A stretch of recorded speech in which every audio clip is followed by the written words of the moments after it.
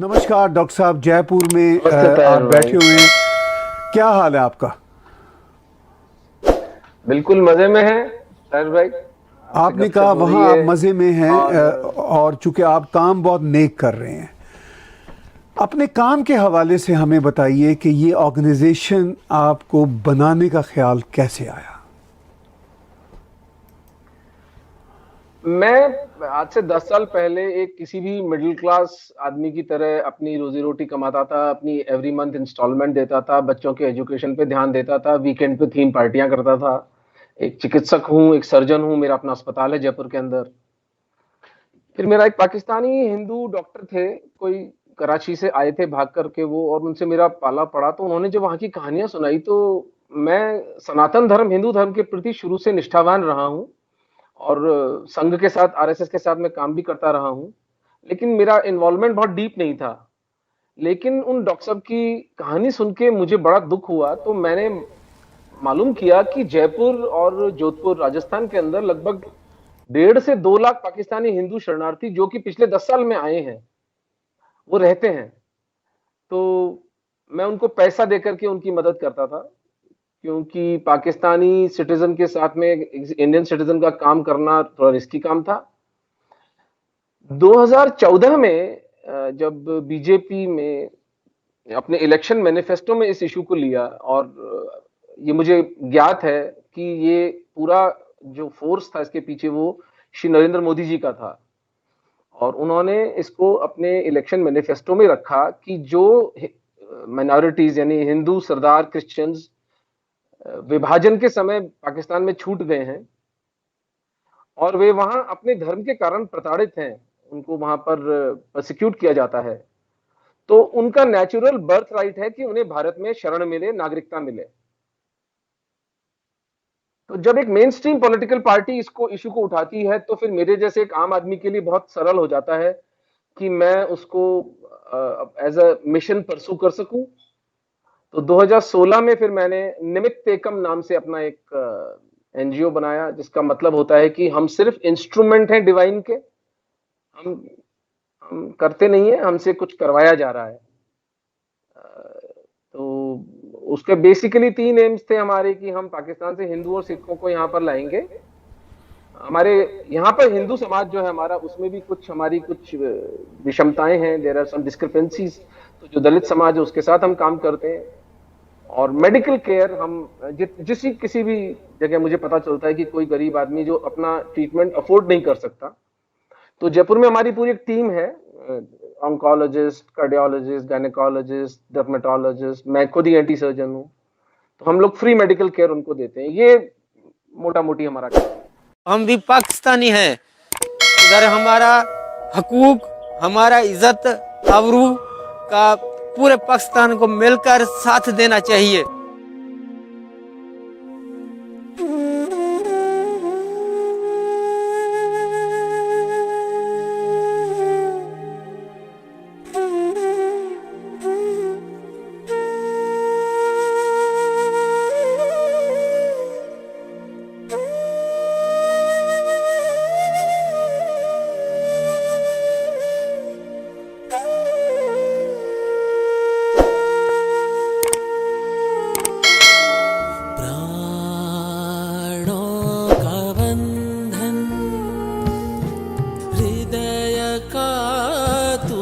स्पंदन सांसों की वीणा परम का अभिनंदन प्राणों का बंधन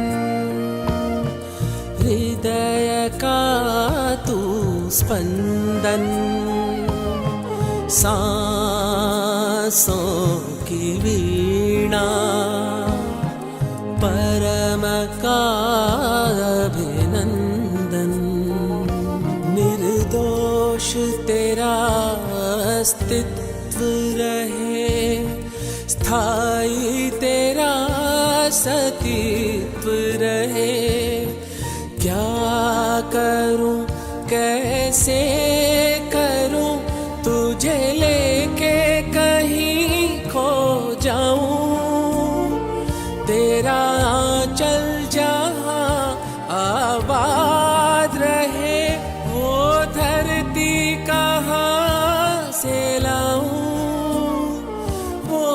धरती कहाँ से लाऊं, प्राणों का बंधन।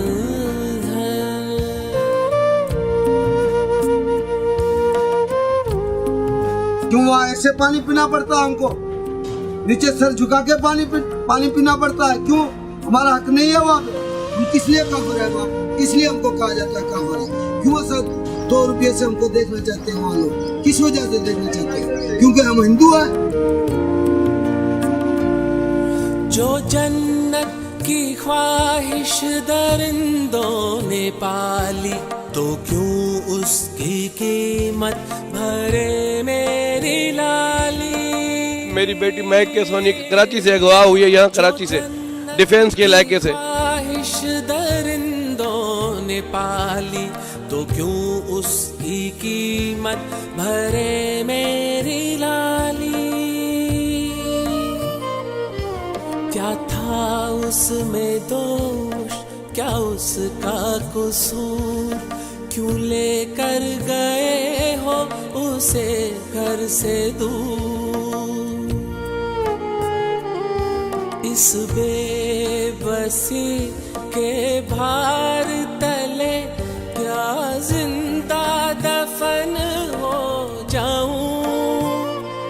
तेरा आंचल जहां आबाद रहे, वो धरती कहाँ से लाऊं, वो धरती कहाँ से लाऊं। प्राणों का बंधन।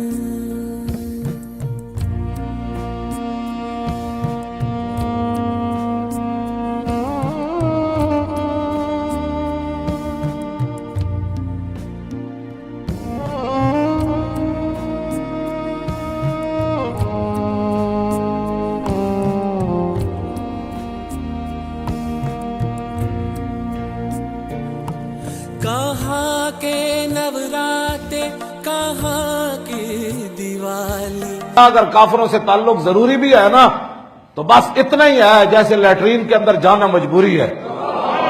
वहशत की वेदी बेरंजिश है पाली, कहाँ के नवराते, कहाँ की दिवाली। वहशत की वेदी बेरंजिश है पाली। मौत है छुटकारा यहाँ, हर जुल्म हुआ है गवारा यहाँ। जुल्मों पे खड़े इस आलम के उस पार कैसे जाऊं। तेरा आंचल जहां आबाद रहे, वो धरती कहाँ से लाऊं, वो धरती कहाँ से लाऊं। प्राणों का बंधन। अगर आप इस्लाम को कबूल नहीं करोगे तो आपके पापा और आपके भाई को दोनों को गोली मार दूंगा। कल उसको जबरदस्ती इस्लाम भी कबूल कर दिया।